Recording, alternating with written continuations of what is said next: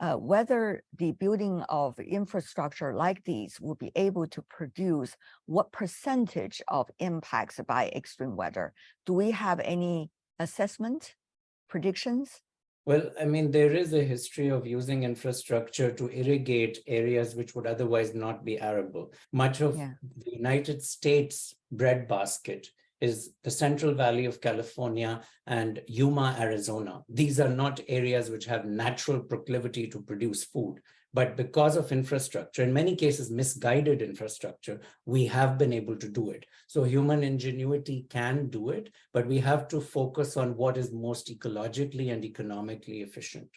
There are about 258 million people in 58 countries are already suffering from extreme shortage of food supply. And you can imagine how fragile and vulnerable they will be further becoming under this kind of unexpected uncertainty situations. Well, I think China has always attached probably the greatest importance to food security issues.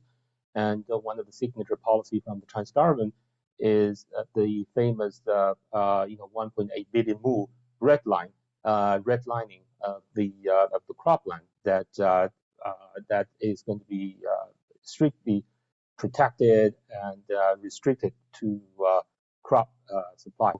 I think sometimes you need a sort of balanced approach like this, both in terms of building capacity, resilience, introduce more vitality into your food supply system.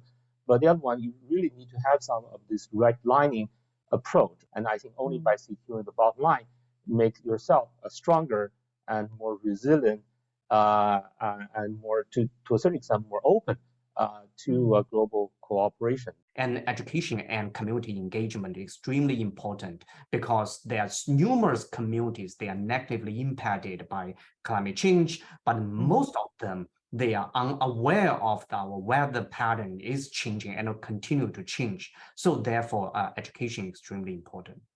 And also, in addition, international collaboration can also share technology and information.